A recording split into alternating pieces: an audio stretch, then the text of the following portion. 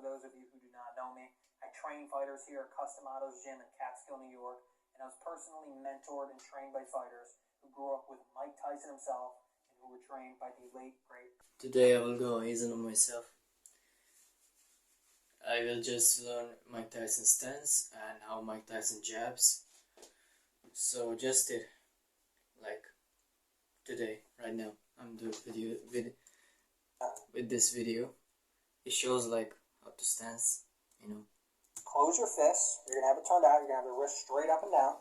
And you're going to put your fists right up against your cheekbones, right below your eyes. Not up here. I know, there's some videos out there of Mike doing it like that. It's not the way that it was generally taught. Not like this. Feet have to be out as such. So I'm going to start here. I'm going to pull my foot back just like this. I'm going to turn my front toe in just a little bit so I can grip the canvas better. And this toe is going to be in line with my back heel just about. And it's going to be cocked out a little bit.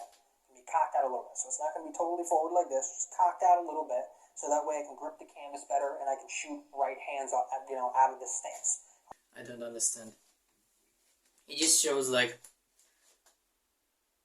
go like this. Like this. I mean, yeah. Let's continue. Pull that, and what you're going to want to do now is you're going to sink into the stance just a little bit. So I don't want to be upright like this. Instead, what I want to do is I want to add a little bit of a bend to my knees, and I want to tuck my chin in, okay, as such. And I don't want to, tuck it in super hard. Rather, I want to just rest it on my chest. Here, I understand. Okay. So this here heel going to align with this foot, this toes. So just like this, and my inside foot will align with each other.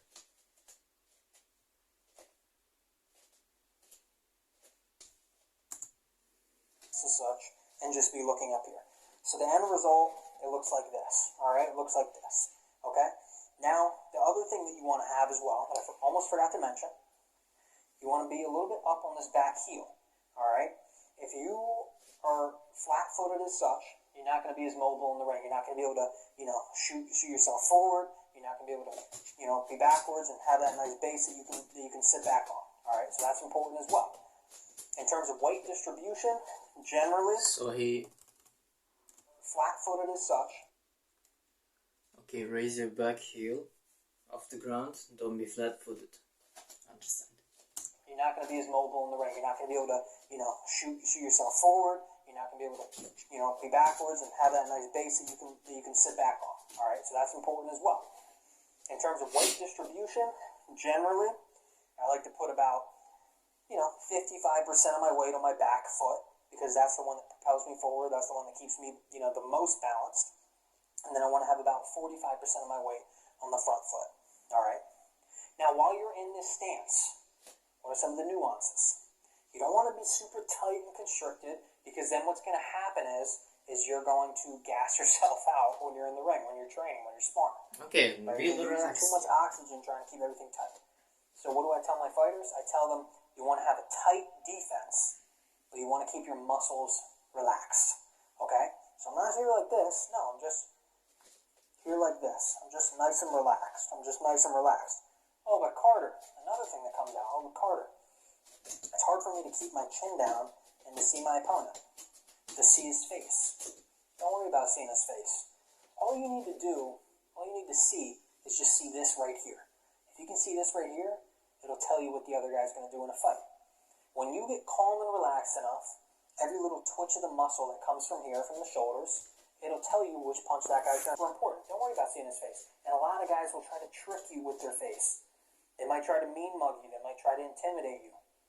They also might try to look one way. They're looking down here, and then all of a sudden, bah, they come up top. So don't worry about his face. You don't even need to see his face. All you need to see is this right here. Tells you everything when you're calm and relaxed enough. All right?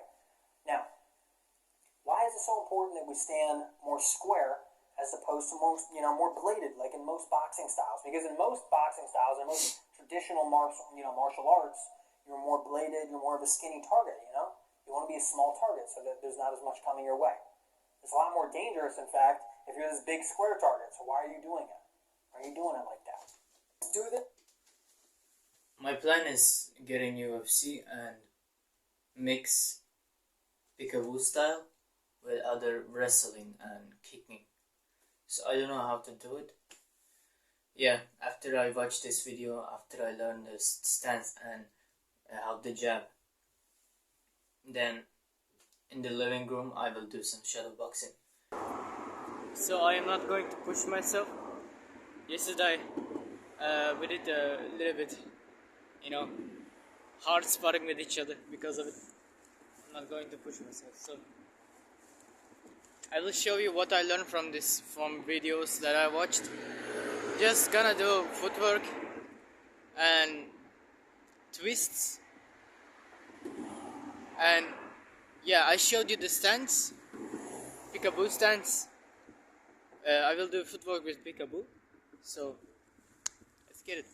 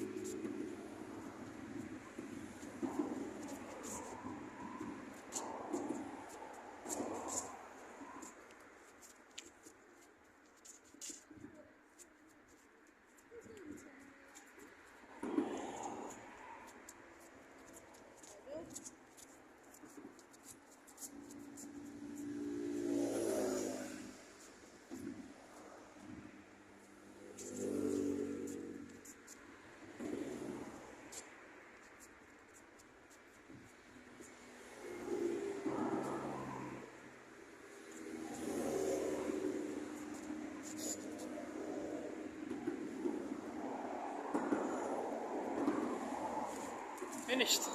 See you tomorrow.